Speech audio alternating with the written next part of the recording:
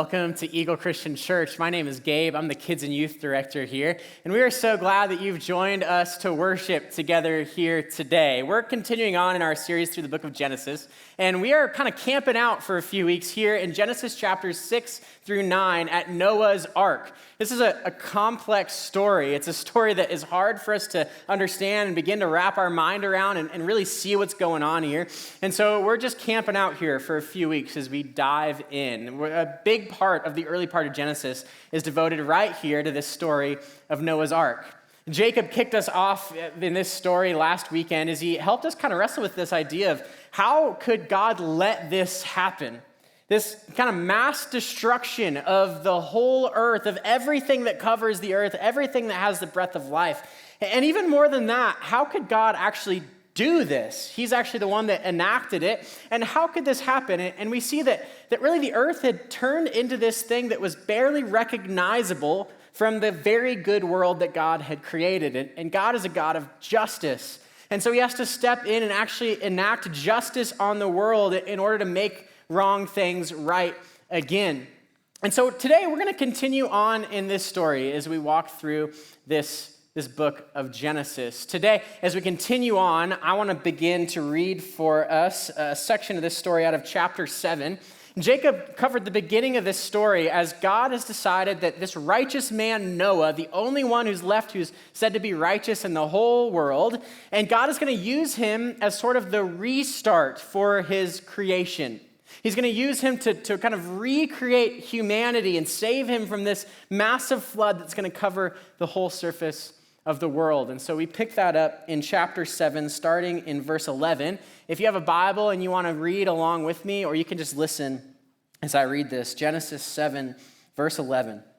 In the 600th year of Noah's life, in the second month, on the 17th day of the month, on that day all the fountains of the great deep burst forth, and the windows of the heavens were opened, and rain fell upon the earth 40 days and 40 nights. And on the very same day, Noah and his sons, Shem and Ham and Japheth, and Noah's wife and the 3 wives of his sons with them entered the ark.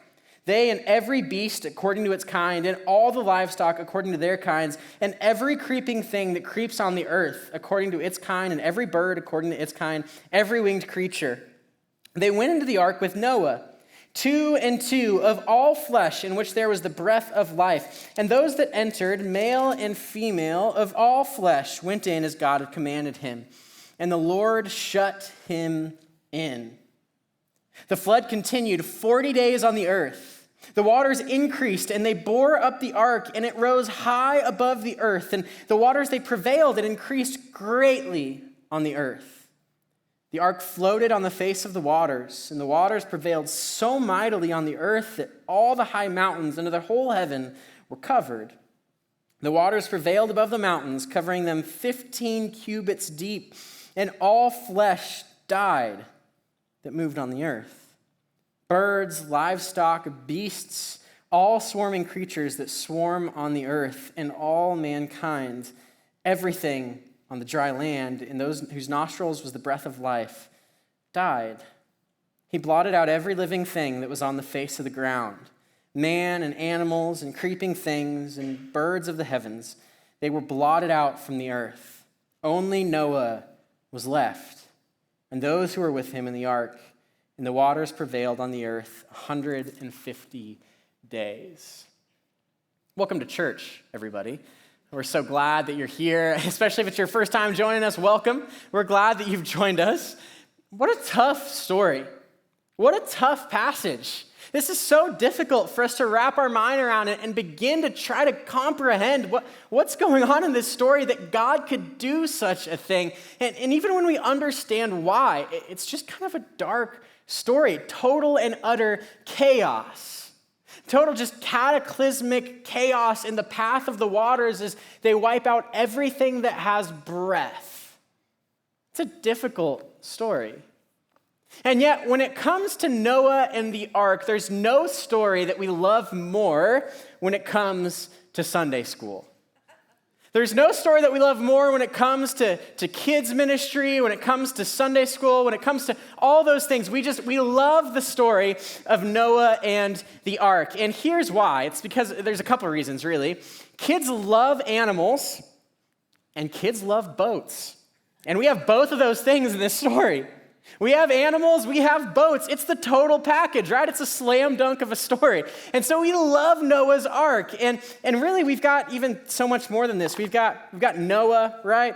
We've got his wife. They've got big smiles on their faces. We've got a zebra. We've got a giraffe, of course an alligator. He would have been there, right? The blue elephant. Do you remember the purple hippo from the story? Right? You remember that? We love the story of Noah's ark. It's the total package of a story. We love it. It's so easy to brand, right? And more than just that, we've got Noah and the ark coloring books, and we have Noah and the ark nurseries. Anybody? Anybody have a Noah nursery in your home as we speak? Anybody grow up and they had a Noah and the ark nursery? I did. It was awesome. Right down to the Noah and the ark light switch cover plates. All right, I had it all. All right, try not to be too jealous. It was awesome.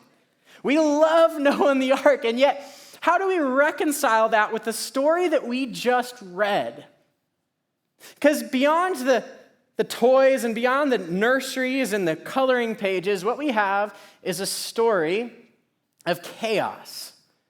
What we have is a story of complete and utter destruction of everything that covers the face of the earth, to the point that everything that has the breath of life, is what the text tells us, ceases to exist. How do we begin to reconcile these two things? And really, there's nothing wrong with this. There's nothing inherently wrong with Noah and the ark toys and Noah and the ark nurseries and all those things. There's nothing wrong with teaching kids stories at a level that they can comprehend. There's nothing wrong with that. There's nothing wrong with using Bible stories to theme toys or to theme rooms and all those kinds of things. The problem is when we grow up, we're adults now, right? The problem is when we grow up and we're unable to move our understanding of a story like this beyond just God loading animals 2 by 2 into a boat and them taking a nice little boat ride across the water to safety. Because underneath this story is a story of destruction. It's a story of chaos. It's a story even of death. And how do we reconcile that? But actually, we have to see that destruction. We have to begin to comprehend and understand just the kind of destruction we're dealing with in this story in order to understand the point of the story. And the point of the story is that Noah was saved from all that. And we have to understand all that destruction, all that chaos, in order to understand, I think, another really important point, which is just the fact that we need saved too. And we have an awful lot to be saved from. And so if we see this story, if we peel back through the nurseries and the coloring books and the wooden toys that you can order and get for 3-hour overnight shipping on Amazon, trust me, we see a story that actually there's an incredible amount of hope in. Actually, underneath this story, even through the chaos and the destruction, we see that there's hope written on every page of this story. And that's what I want to look at this week as we dive into this. So next week, we're going to cover all the nitty-gritty details of this story of Noah building the ark and the flood. And is all of this really even possible? We're going to dive deep into that next week. But this week, I want to stay zoomed way out for one more week in order to see really what I think is the point of this story. And we see that there's hope written on every single page of this story. So today, I want to turn to chapter 8. In chapter 8, verse 1, we find Noah and his family on the boat in the water after 40 days of the water filling the earth and 150 days of just kind of floating on the surface. In Genesis 8, verse 1. But God remembered Noah and all the beasts and all the livestock that were with him in the ark, and God made a wind blow over the earth, and the waters subsided. The fountains of the deep and the windows of the heavens were closed, and rain from the heavens was restrained, and the waters receded from the earth continually. At the end of 150 days, the waters had abated, and in the 7th month, on the 17th day of the month, the ark came to rest on the mountains of Ararat. And the waters continued to abate until the 10th month. And in the 10th month, on the first day of the month, the tops of the mountains were seen. After about 150 days of Noah and his family and all the animals just kind of hovering in the water on top of the earth, it says this simple line, God remembered Noah. And the waters, they began to subside. And so another 150 days of the water subsiding and kind of just receding back into the world, we see that the ark finally comes to rest in the Ararat mountain range. That's like far, far eastern Turkey today. But if we add up the 40 days that the earth filled up with water, the 150 days that it's floated in the water, the 150 days the water receding, and all the waiting periods around that, we see that just over a year, they would have been in the ark. Noah and all of the animals and even his family, right? In this ark for over a year together. And then verse 1, God remembered Noah. I don't know about you, I'm a very forgetful person. Okay, I forget all kinds of things. I lose my keys like every other day. And it feels like 3 times a week at least. I forget, we eat dinner at home and I pack up the leftovers in a nice little container and I put it on the shelf in the fridge. And I'm like, man, this is gonna be an awesome lunch tomorrow. This is gonna be great. Like I've got kind of back-to-back meetings and this is just gonna be in this little window. Oh, it's gonna be awesome. And then also, like 3 days a week, I make it halfway to work, or I make it to lunchtime even, and I just have to go like, I forgot my lunch again. And it happens all the time, like every single day. And I just end up walking around the office, like trying to scrounge up food. Coworkers are taking pity on me. They're like bringing extra food from home. It's a whole thing, right? I'm so bad at remembering things sometimes. And we tie forgetting and remembering so closely together in our culture because we're forgetful people. And so we start to get this image like God remembered Noah. Oh, God had forgotten about Noah. But that's not what's happening here at all. It's not that God had forgotten Noah and he suddenly remembers him and he's like, oh yeah, I left Noah in that boat, didn't I? That's not what's happening. If I were Noah, I think that I'd probably think that's what's happening. If I was Noah, I think I'd find myself on the roof of the ark, kind of waving my arms around, going like, hey, God, sorry to bother you. I can't help but notice there's still an awful lot of water around, and I would really love it if there weren't anymore, if you could do something about that. But that's not what's going on here. The word remembering here in this context, it really gives the idea of thinking of something in such a way that it stirs you to action. It stirs you to actually act on behalf of that thing that you're thinking about, not just to remember it, to think of it, but to move, to act because of that. And so God knew Noah was there. God knew that. He remembered it. And it stirred him to action. And so he sends this great wind that actually starts to move the water out, and the flood starts to subside. It's the kind of remembering, like if there's construction, and I know that up ahead, the right lane just stops. They dug a big hole, whatever, like it's there. And I know that, I remember it. I don't know it in a way that I go, oh, I guess I drive off the road up here, right? That's not what I'm going to do. I'm going to know that, remember it in such a way that it causes me to merge to the left, right? Or at least it should, hopefully sooner than later. I remember it and it causes me to act. It informs my action. God remembers Noah and he begins to actually act on his behalf and the water begins to recede. Genesis 8, verse 6, at the end of 40 days, Noah opened the window of the ark that he had made and sent forth a raven. It went to and fro until the waters were dried up from the earth, and then he sent forth a dove from him to see if the waters had subsided from the face of the ground. But the dove found no place to set her foot, and she returned to him to the ark, for the waters were still on the face of the whole earth. So he put out his hand, and he took her, and he brought her into the ark with him, and he waited another 7 days. And again he sent forth the dove out of the ark. And the dove came back to him in the evening, and behold, in her mouth was a freshly plucked olive leaf. So Noah knew that the waters had subsided from the earth, and then he waited another 7 days, and he sent forth the dove, and she did not return to him anymore. Noah opens up the window and he sends out a raven. Now, a raven is a tough bird. It's a hardy bird, and it lives off just dead flesh of whatever has died. And so it's easy for a raven to survive in this kind of context. And sailors would often set a raven go to just kind of watch its flight path and try to decide which way to go. And so the first thing he sets out is a raven. Now next he sends out a dove. And a dove, it wasn't nearly as tough as a raven. A dove, it didn't have nearly the flying capability. It couldn't fly nearly as far. And so the dove, it comes back. So he waits 7 more days. He sends out the dove again, and it brings back with it this freshly plucked olive leaf. Which means that the world has actually started to recover. It started to heal itself. There's new life. There's new fruit.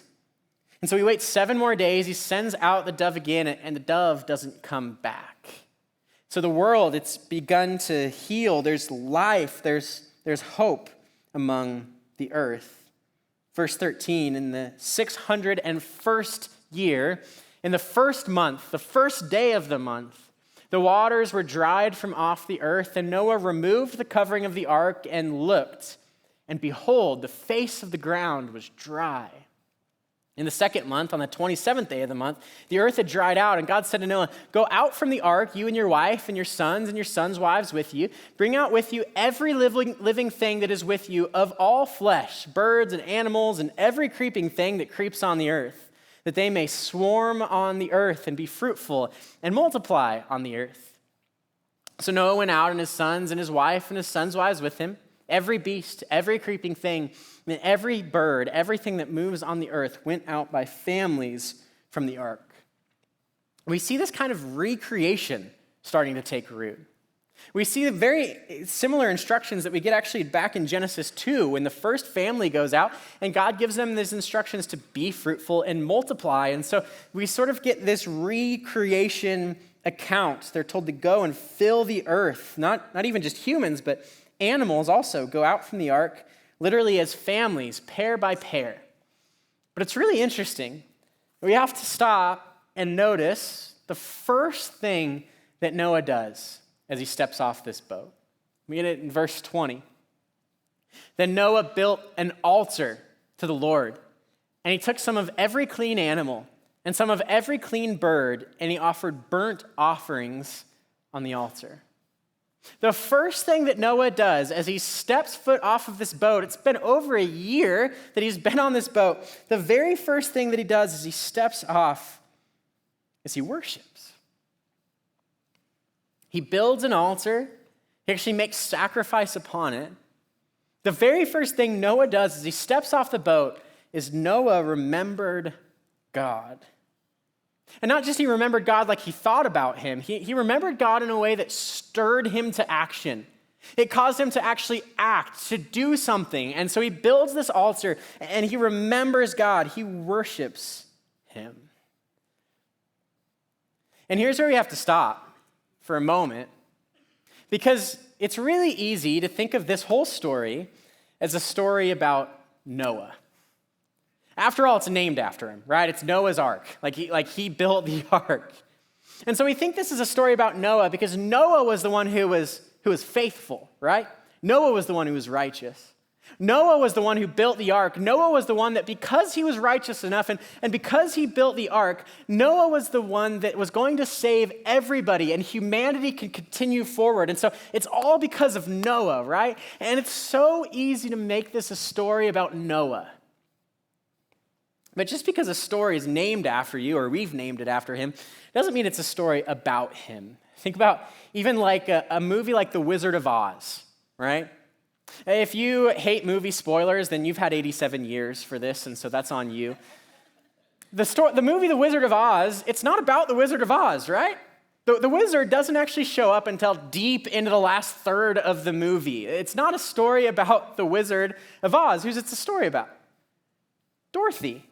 It's a story about this girl named Dorothy and her leading this kind of ragtag bunch of individuals down the yellow brick road to the Emerald City, right? It's not a story about the wizard at all. And this is really no more a story about Noah than that the Wizard of Oz is about the wizard. And when we get that confused, when we start to think that this is a story about Noah, we get way off track because it was never supposed to be about him, because it was always supposed to be a story about God. God always has been the main character. And when we start to think it's a story about Noah, we get off track because if it's a story about Noah, it becomes a story about us working our way to God. It becomes a story about us trying to be as righteous as Noah, trying to be as good as Noah. And maybe if I can just be as good as Noah, and if I can build a really big boat or something, then maybe I can be saved. Maybe I can be considered good enough. But that's not the story at all. Because God always has been and always will be the main character of the story.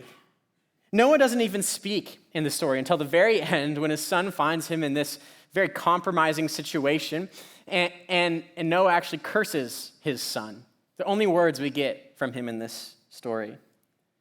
But what we do see is that God remembered Noah in such a way that he acted on his behalf. You see, Noah wasn't perfect. The end of chapter 9, this story is actually going to end with Noah naked and drunk in his tent as his son finds him, and it's this whole ordeal. Noah's not the hero. God is always the hero of the story. This whole story, it can be arranged in this ancient literary device called a palistrophe. If you're familiar with maybe like a chiasm or chiastic structure in the New Testament, it's the same sort of format where the first point of the text, it lines up with the last point of the text, and then the second point lines up with the second to last point, and it kind of works its way in until you get to the very middle of the story, the main point of the story. And if we do that with this text, it works out this way. We see at the beginning, Noah's sons were introduced to them. We see Noah's sons and their reaction to everything at the end. We see that they enter the ark in chapter 7. They leave the ark in chapter 8. There's the 7 days. God says after 7 days, the rain will come. For 7 days, they wait after the dove returns. For 7 days after that, the rain does come. For 7 days, they wait on the dove again. 40 days, the earth fills with water. For 40 days, they wait after the water has receded. We see that the mountains are covered, the mountains are uncovered. The world floods for 150 days. They hover on the water. For 150 days, the water recedes. But in the very middle of all of that, the very middle of the story, we get this simple sentence, but God remembered Noah. And not just that he remembered him like he thought about him, God remembered Noah and he worked on his behalf. He actually acted for Noah. God saved Noah. And more than just from some water, God saved Noah's life. God rescued Noah. He gives us some familiar instructions, Genesis 9:7. After Noah has had this encounter and God has saved him, and Noah understands just how much it is that God has saved him. He's seen the destruction around him. He understands what God has saved him from. And Noah, he has no other reaction than to stop and pause everything and to worship God, to remember him, to act in his worship for God. God gives some familiar instructions, Genesis 9:7. And you, be fruitful and multiply. Increase greatly on the earth and multiply in it. And God said to Noah and to his sons with him, behold, I establish my covenant with you and your offspring after you, and with every living creature that is with you, the birds, the livestock, every beast of the earth with you, as many as come out of the ark, it is for every beast of the earth. I establish my covenant with you, that never again shall all flesh be cut off by the waters of the flood. And never again shall there be a flood to destroy the earth. And God said, this is the sign of the covenant that I make between me and you and every living creature that is with you for all future generations. I've set my bow in the cloud, and it shall be a sign of the covenant between me and the earth. When I bring clouds over the earth and the bow is seen in the clouds, I will remember my covenant that is between me and you and every living creature of all flesh, and the waters shall never again become a flood to destroy all flesh. When the bow is in the clouds, I will see it, and I will remember the everlasting covenant between God and every living creature of all flesh that is on the earth. God said to Noah, this is the sign of the covenant that I have established between me and all flesh that is on the earth. God makes a covenant with Noah. And not just with Noah, but really with him and his sons and every living, breathing thing that exists and ever will exist. God makes this covenant. And a covenant, it's really just the way we think of a contract, where it's a binding agreement between two parties. And there can be stipulations on either of those parties or both parties. But here, the only stipulations that God makes are on himself. This is God promising to every living thing that never again will he flood the earth. Never again will he take the life of every breathing thing. He'll never do it again. And to mark this covenant, he sets a rainbow in the sky. And he says, whenever he sees it, he will remember this covenant. Not that he had forgotten, but he will remember it. And he will look at that and he knows, never again will I do this. But there's a big problem.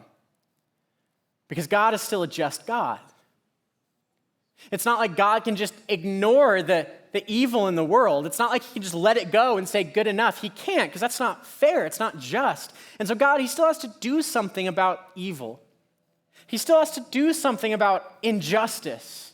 He still has to do something about all of this, the evil in the world, but even that, the evil in our own hearts. He has to do something about that. And so how do we reconcile that God is saying, never again will I carry this out, and yet he still has to take account for the evil in the world? And what we see is that God's plan is that he will take the judgment in on himself.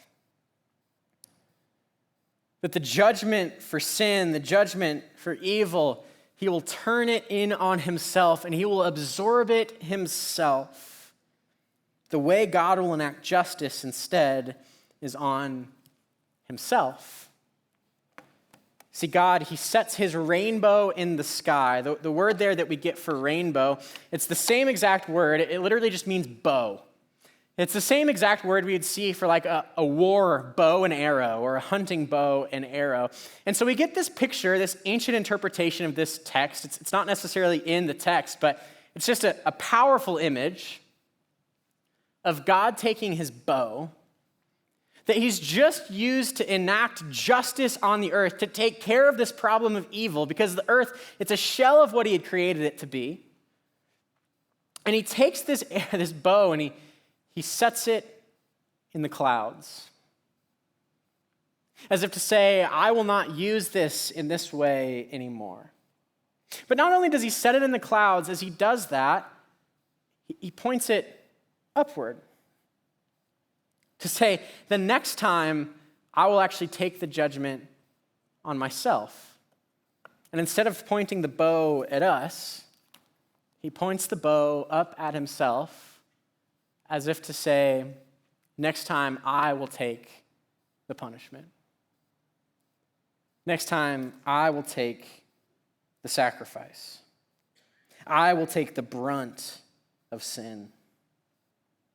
So to say, for anyone who is in me, for anyone who believes in me, for anyone who is following me, I will take the blame. In other words, God remembers you. And not just that he remembers you like he thinks about you. God remembers you in a way that stirs him to action.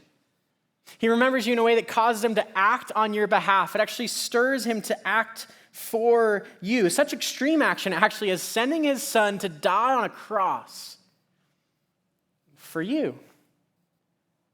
Because God remembers you. And let me tell you something. There's hope in God remembering you. There's hope in God acting for you, acting on your behalf. And that's not just Noah's story. That's our story. And so it's more than just a story about some cute animals and a boat and a nice little boat ride. It's a dark story at times. It's a confusing story. It's a story of chaos and utter destruction. But underneath that, on every single page of this story, we see that it's a story of hope because God remembers you. And God acts on your behalf. God acts for you. And he's already done that on the cross. We see a full picture of this in Romans chapter 5. It says, "Therefore, since we have been justified by faith, we have peace with God through our Lord Jesus Christ. Through him we also have obtained access by faith into this grace in which we stand. And we rejoice in the hope of the glory of God, for while we were still weak, at just the right time, Christ died for the ungodly. For one will scarcely die for a righteous person, though perhaps for a good person one would dare even to die. But God shows his love for us in that while we were still sinners, Christ died for us." The flood, it gives us a picture of just how much we have to be saved from, of just how much we need to be saved, because left to ourselves, man, we know how to make a mess out of things. These people, they had taken the very good world that God had given them, and they had managed to turn it into something that was hardly recognizable by him, full of evil and corruption and dysfunction and sin. And we do the exact same thing. We're great at taking a perfectly good situation and messing it up. We know how to make a mess out of things, at least I do. But luckily, it's not up to us. See, it's not up to us because God is the author of salvation, not us. Salvation was God's idea. It was God's plan, not ours. He invented it, not us. It begins with God. And God provided the ark for Noah, and he provides the cross for us. And not just the cross, but he provides the sacrifice upon it that we could be saved because of the way that he has acted for us. And if we follow him, he's done just that. There's safety for us in the cross. It bore the force of the storm for us. And for some of us, we might assume that, man, if there was another flood, and God's told us that there won't be, man, if there was, there's no chance I'm going to make it. I don't have a shot. Because, man, I sure know how to make a mess of things, and I can take a perfectly good situation, and I can mess it up. I don't stand a chance at being saved because I can mess anything up. And that's just not our story. That's not what God tells us. We're told that when we put our faith in Jesus and when we cling to the cross, God has already paid the price for us. And so even though we think, I don't have a chance, I don't have a shot because I know my mess, and I know my addiction, or I know my broken relationships, I know maybe just my inability to not be my own boss all the time, to not put anyone else first. Like, I know me, and there's no way I have a chance, but let me tell you, God is in the business of salvaging broken things from the wreckage that we created for ourselves.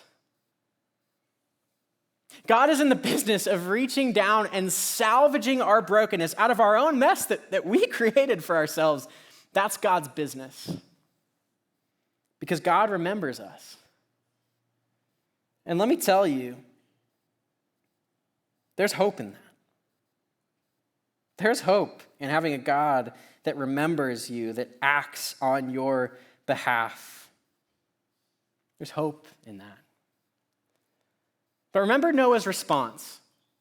Remember the response of Noah. As Noah understands all of this, he sees just how much God has saved him. He sees the destruction around him. He sees the chaos. He sees all that. And Noah understands just how much God has saved him. And so he has no other response that he could possibly have but to stop and to worship. To stop and to give God everything, to remember God in such a way that it stirs him to action. And so Noah worships. And let me tell you, if we can really understand that, if we can really understand just how much God has saved us, just how much it is that God has done for us, everything that he's saved us from, if we actually can begin to understand that, our response is the same. We have no other response than to stop and to worship. We respond in worship when we begin to understand just what it is that God has done for us. We have such a minimal view sometimes of what it means to worship. A lot of times we think to worship is just the 15 minutes at the beginning of service, or maybe the 5 minutes at the end of service if we don't have to head out early. And that is worship. That's a great place to begin in worship, to stop everything around you, to tune out the outside world, and just to stop worrying about everything else for a moment and sing to God. Say, God, thank you. That's worship. But worship is so much more than that too. Worship, I think, is any time that we remember God in such a way that it stirs us to action. It causes us to act for him, to act to him, to do something, to say, God, this is my worship to you. Take everything that I have. Take all of me. And so, yeah, we worship through singing. That's great. But man, we also worship in the way that we go home and we treat our family. If we remember God in such a way that it stirs us to action, it fills us with grace, fills us with patience, it fills us with love and kindness in the way that we treat our family or our neighbors. We can worship through the way that we treat the person who's checking out our groceries at the store. We can worship in the way that we say, God, what you can do with my resources, my stuff, what you can do with my time for your kingdom is so much greater than what I can ever think to do with it on my own. And so, God, take it. Take my stuff, even harder. Take my time. Because, God, it's better in your hands than in mine. When we think of God in such a way that it stirs us to action, it causes us to do something, to say, God, use me however you would. God, lead me in my actions, in the way that I spend my time, the way that I use my stuff, whatever it might be. That's worship. And so we remember God. If we remember what it is God has done for us, it stirs us to action. It stirs up a fire inside of us that should cause us to go and to do, to act, to worship. When I think about this kind of worship, a few things I think about. I think of people like, we have people in our church who own businesses, right, who are CEOs, and every single weekend, they literally crouch down in our kids' ministry and serve with second graders, right? It's not because they tried out golf and it was too relaxing, and so they were looking for a different hobby, right? They do it because they know God, they remember God in such a way that it stirs them to action to say, man, if I can just be a little kind of a light to show that God changes lives, there's no better way to spend my time. We have people in our church who spend all week long, you probably know what this feels like, just keeping all the plates spinning. Everyone where they need to be, taking care of their families, taking care of everything, but all weekend long, they stand at one door and just smile at every single person who comes through. And it's not because they probably always feel like smiling. It's because they remember God in such a way that it stirs them to action to say, man, I know the power of a smile. And if God has done all this for me, if I understand just how much it is that God has done for me, that is the least that I can do for his kingdom. I think of people like a professor I had in college. He was actually my preaching professor. And it's one thing to preach, but to be a preaching professor, right? That's a certain kind of person, right? You really got to love to preach to people. But man, he served for years with us in the youth ministry here. And every single weekend, he would show up and he would sit in a circle of ninth grade boys.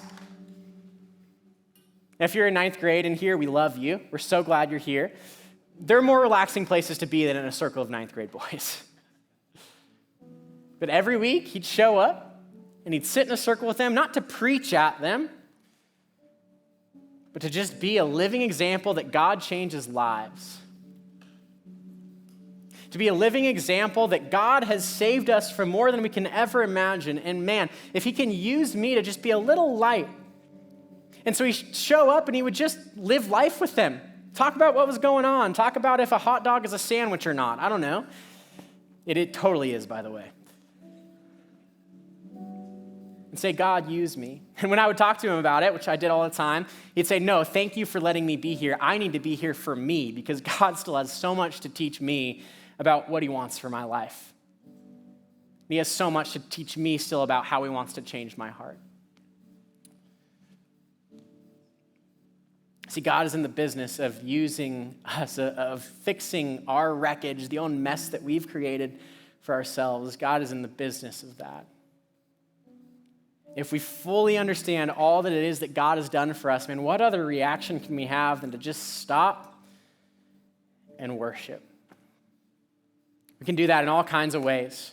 Do it through the way that we serve. We can do it through the way that we give of our time, our things. We can do it through singing and tuning out everything else going on around us.